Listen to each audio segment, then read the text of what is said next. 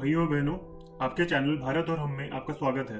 आप सभी ने पीएफआई और उसकी 120 करोड़ की फंडिंग वाला केस तो सुना ही होगा, जिसमें कपिल सिब्बल को लगभग 77 लाख रुपए मिलते हैं।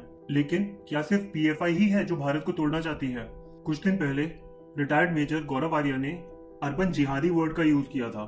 मैं आज आपको बताऊंगा कि ये अर्बन जिहादी है कौन, और मैं इतना दावे के साथ कह सकता हूँ इस टॉपिक को किसी ने कवर नहीं किया है और आप लोगों को ये अंदाजा भी नहीं है कि देश को तोड़ने के लिए लोग किस किस तरह से साजिशें कर रहे हैं। इसकी स्टोरी किसी सस्पेंस मूवी से कम नहीं है और ये किसी हॉरर मूवी से भी ज्यादा भयानक है। वीडियो लंबा होने वाला है, लेकिन अंत तक जरूर रहिएगा, तभी आप जान पाएंगे कि देश को कौन कौन लोग तोड़ना चाहते हैं। तो आइए सीधा टॉपिक पे चलते हैं। तो एक दिन मेरे ही एक सब्सक्राइबर ने मुझसे कहा कि आप cjp.org के बारे में पढ़ें और उसके ऊपर वीडियो बनाएं, क्योंकि वो लोगों को एनआरसी और सीएए पे मिस इन्फॉर्म कर रहे हैं और गलत इन्फॉर्मेशन दे रहे हैं। तो मैंने सोचा मैं उनकी वेबसाइट पे जाके देखता हूँ कि ऐसा क्या कर रहे हैं ये लोग। तो उनकी वेबसाइट पे मुझे बहुत कुछ मिला जिससे पता चल जाता है कि उनका प्रोपागेंडा क्या है। फिर मैंने ये चेक किया कि ये साइट कब बनी है। तो मैंने जाना कि ये साइट अप्रैल 2017 में बनी है और ये एक्सपायर हो रही है 2021 में अप्रैल में। अभी ये बात आपको बहुत इररिलेवेंट लगेगी, आपको लगेगा कि इससे क्या मतलब हुआ। फिर मैंने इसकी ओवरलैपिंग ऑडियंस देखी कि इस वेबसाइट से लोग किस किस वेबसाइट पे जा रहे हैं। तो मैंने कुछ और नाम देखे जिसमें है सबरंग इंडिया, करीमगंज गवर्नमेंट.in, फिर nrc.assam.nic.in, nrcdraft.com, ijlpp.com। फिर मैंने सोचा कि इसका क्या मतलब हुआ। इनकी वेबसाइट पे खाली एनआरसी की बातें होती हैं, सीएए की बातें होती हैं और इनकी जो लिंक्स हैं, जो ओवरलैपिंग ऑडियंस है, वो दिखाई जा रही है एनआरसी की वेबसाइट्स पे जाते हुए।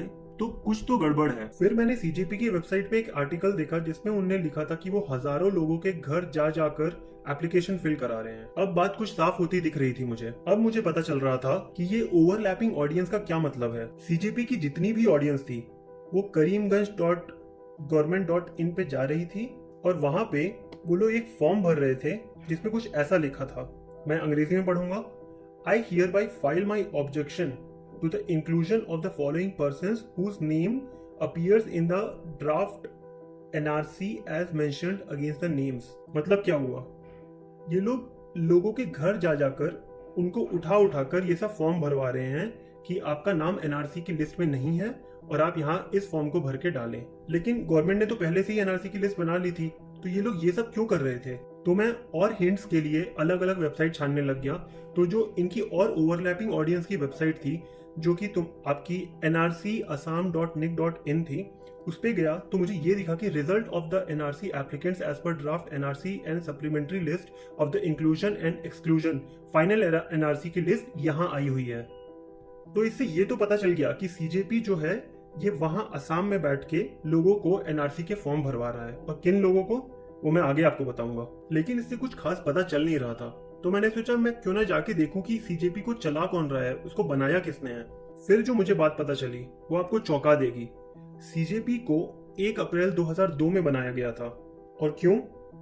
जो ये गोधरा कांड हुआ था उसमें इन्होंने नरेंद्र मोदी जी के खिलाफ पिटीशन फाइल की थी। इन्होंने नरेंद्र मोदी जी को फंसाना चाहा था। बाद में कोर्ट में ये सब झूठ साबित हुआ और वो सब आप जानते ही हैं। लेकिन सीजेपी को बनाया किसने था? उनका नाम था तीस्ता सेतलवाड़। और किन किन के साथ मिलके?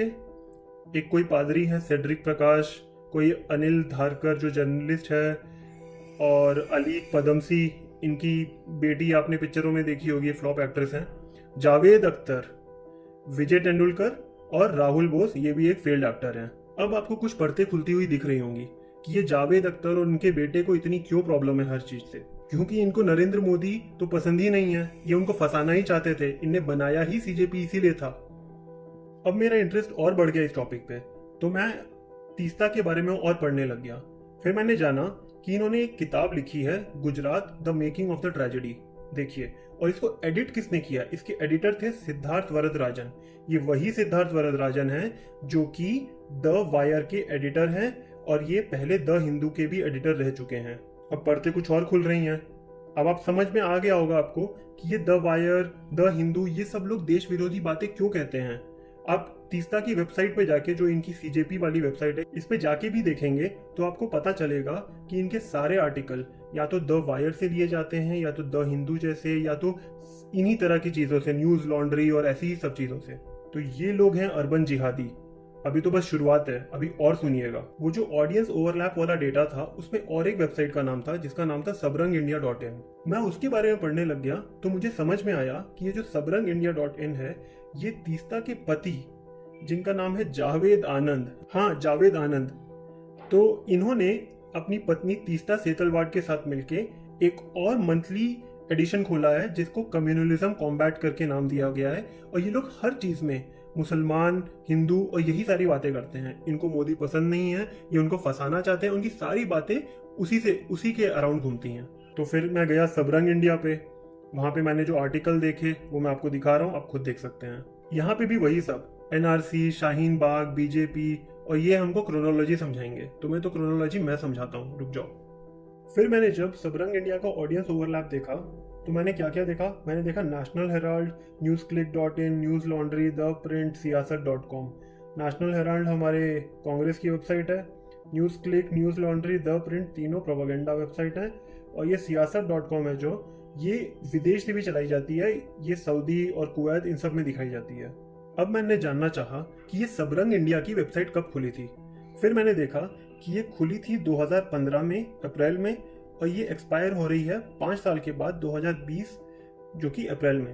अभी तक आपको इन डेट्स का कनेक्शन समझ में नहीं आ रहा होगा, लेकिन मैं आपको कनेक्शन बताता हूँ। क्यों जावेद आनंद ने सबरंग इंडिया का डोमेन 5 साल के लिए खरीदा, लेकिन अपनी बीवी का ही डोमेन जो कि उनकी cjp.org है, उसका डोमेन सिर्फ 4 साल के लिए खरीदा। जैसा कि एविडेंट है, सबरंग इंडिया सारी दिल्ली की बातों को दिखाती है, एनआरसी जो कि दिल्ली में जो चीज घट रही है, शाहीन बाग और ऐसी सब जगहों पे। तो फिर मैंने सर्च किया कि दिल्ली में इलेक्शंस कब हुए थे, तो आप देख के हैरान हो जाएंगे इस बात को कि पिछले इलेक्शंस इनके 2015 में हुए थे और अभी आने वाला इलेक्शन इनका 2020 में है। सबरंग इंडिया की वेबसाइट, उसका डोमेन भी इन्हें 5 साल के लिए खरीदा है, 2015 से 2020 तक। अब आप लोग क्रोनोलॉजी तो समझ ही रहे होंगे, ये लोग हमको क्रोनोलॉजी समझाएंगे, अभी तो और है, सुनते जाइए। तो मैं फिर से गया सीजेपी के ऊपर और फिर मैंने देखा कि इनका डोमेन जो है वो 2017 में खरीदा गया है और वो 2021 तक है। और जो एनआरसी जब से लागू हुआ था, सरकार ने किया था, वो 2017 से था, और वो अगला इलेक्शन तक वो लोग जो प्रोपागेंडा फैलाने वाले हैं बीजेपी के खिलाफ, तब तक इनकी वेबसाइट है, जो कि अगला इलेक्शन है असम में 2021 तक। अब आप लोगों को क्रोनोलॉजी और समझ में आ रही होगी। तो ये सीजेपी बेसिकली ये कर रही है कि अगले इलेक्शन आने तक सारे फर्जी आईडी कार्ड बनवा दो और लोगों को वो आईडी कार्ड पकड़ा दो कि वो बीजेपी को बाहर कर दे 2021 तक। सीजेपी की सारी बातें, सारे काम उनके आसाम से रिलेटेड हैं, और जो सबरंग इंडिया है उनके सारे काम दिल्ली के इलेक्शन से रिलेटेड हैं।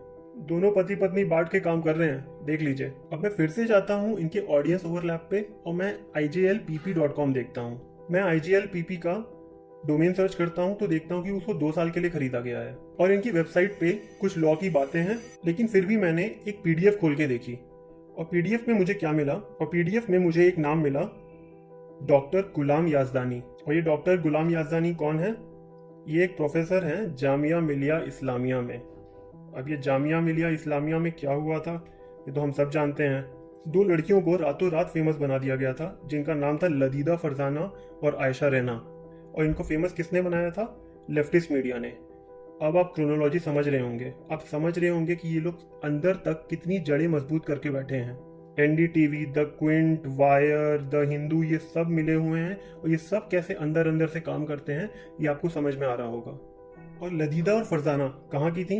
वो लोग थी केरला की, और केरला में PFI की जड़ें बहुत मजबूत हैं, और ना जाने किस कारण से तीस्ता सेतलवाड़ का केरला आना जाना बहुत होता है।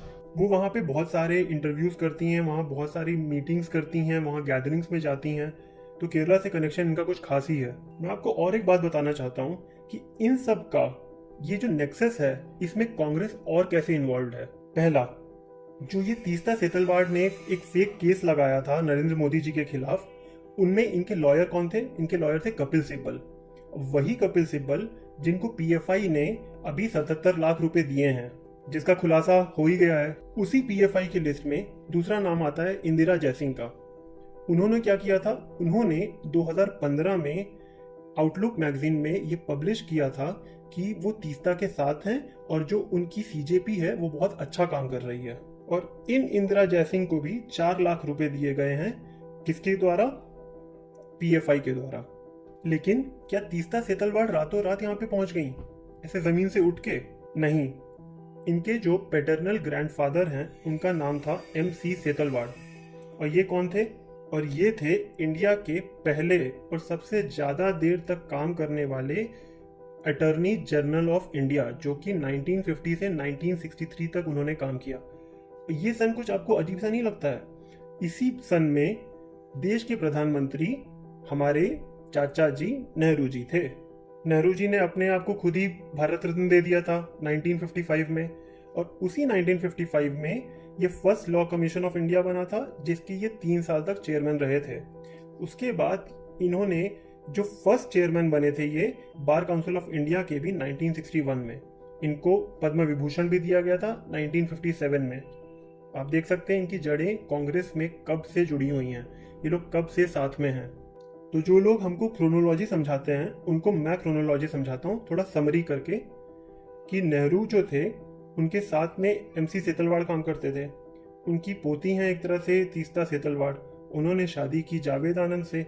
जावेद आनंद सबरंग.com जो सबरंग-इंडिया.com है जो वो चलाते हैं, और तीस्ता सेतलवाड़ CJP चलाती हैं। सबरंग जो है वो दिल्ली इलेक्शंस को संभाल रहा है और उनकी वेबसाइट मैंने आपको बताई थी किस तरह से है। CJP जो है असम को संभाल रहा है। ठीक है, इनका काम इन्होंने ऐसे बांट लिया है। और इनके पीछे कौन है? इनके पीछे हाथ है सिद्धार्थ वरदराजन का, जो कि द वायर, द हिंदू और ऐसे ऐसे बड़े बड़े पोर्टल्स के एडिटर हैं या रह चुके हैं। उसके बाद CJP में और कौन है? CJP में है हमारे तोतले जी, क्या नाम है इनका, जावेद अख्तर, और एक फील्ड डॉक्टर राहुल बोस। उसके बाद CJP को और कौन कौन उनके साथ जुड़ा हुआ है? ILJPP कहाँ है? ये AMU से चलाया जाता है। AMU में और कौन कौन लोग हैं? वहाँ पे हैं लदीदा, फरजाना, ऐसे देशद्रोही लोग। उसके बाद इनके कनेक्शंस मैंने आपके PFI के साथ बता ही दिए। उसके बाद इनके कनेक्शंस मैंने आपके इंदिरा जयसिंह और कपिल सिब्बल से बता दिए, जिन्होंने कपिल सिब्बल जो इनके 2002 के केस में जो मोदी जी के खिलाफ था तब लॉयर थे, और इन्होंने 77 लाख रुपए लिए हैं PFI से। उसी तरह इंदिरा जयसिंह जो हैं वो तीस्ता के सपोर्ट में आई थी 2015 में, और इन्होंने 4 लाख रुपए लिए हैं PFI से। अब शायद आप लोगों को क्रोनोलॉजी समझ में आ गई होगी। देश को लोग कैसे तोड़ना चाहते हैं आप यहाँ देख सकते हैं। इस वीडियो को ज़्यादा से ज़्यादा शेयर करें, अपने मम्मी पापा तक को दिखाएं, मेरे चैनल को सब्सक्राइब करें। वंदे मातरम, जय हिंद।